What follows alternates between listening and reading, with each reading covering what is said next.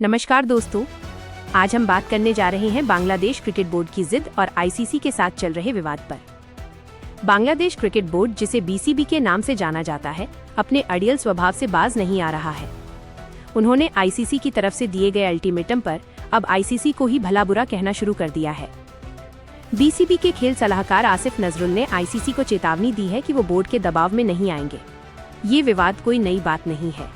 ICC ने Bangladesh cricket board को 21 जनवरी तक का समय दिया था ताकि वे अपने घरेलू क्रिकेट ढांचे में सुधार करें। खासकर बीसीबी को अपनी संरचना को आईसीसी के दिशा निर्देशों के अनुरूप बनाना था, लेकिन बीसीबी ने इस अल्टीमेटम को गंभीरता से नहीं लिया। नजरुल से जब 21 जनवरी की समय सीमा से पहले बांग्लादेश के रुख के बारे में पूछा गया तो उन्होंने कहा कि आईसीसी की तरफ से उन्हें टूर्नामेंट से संभावित बहिष्कार के बारे में औपचारिक रूप से सूचित नहीं किया गया है। आसिफ नजरुल का ये बयान काफी आश्चर्यजनक है। वे कहते हैं कि बीसीबी किसी भी दबाव में नहीं झुकेगा। नजरुल ने स्पष्ट शब्दों में कहा, हम आईसीसी के दबाव में नहीं आएंगे। अगर वे हमें बाहर करना चाहते हैं तो करें, लेकिन हम अपनी स्वतंत्रता पर कोई समझौता नहीं करेंगे। ये बयान बीसीबी की जिद को दर्शाता है। बांग्लादेश क्रिकेट ने हाल के वर्षों में काफी प्रगति की है। वे टेस्ट क्रिकेट में फुल मेंबर हैं और कई आईसीसी टूर्नामेंट्स में अच्छा प्रदर्शन कर चुके हैं, लेकिन बोर्ड की आंतरिक राजनीति और संरचनात्मक समस्याएं लंबे समय से आईसीसी का ध्यान आकर्षित कर रही हैं। आईसीसी का अल्टीमेटम मुख्य रूप से बीसीबी की स्वायत्तता और पारदर्शिता से जुड़ा है।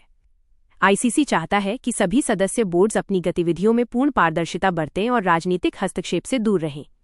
बांग्लादेश में क्रिकेट बोर्ड पर सरकारी दबाव के आरोप लगते रहे हैं। 2023 में भी ऐसा ही विवाद हुआ था जब बीसीबी के अधिकारियों को राजनीतिक कारणों से हटाया गया था। आईसीसी ने तब भी चेतावनी दी थी। अब 21 जनवरी 2026 को समय सीमा समाप्त होने के बाद स्थिति और गंभीर हो गई है। नजरुल का ये रुख बीसीबी को और अलग थलग कर सकता है। अगर आईसीसी सख्ती से कदम उठाता है तो बांग्लादेश टीम को अंतर्राष्ट्रीय टूर्नामेंट से बाहर किया जा सकता है। इससे न केवल खिलाड़ियों का करियर प्रभावित होगा, बल्कि बांग्लादेश क्रिकेट की छवि भी खराब होगी।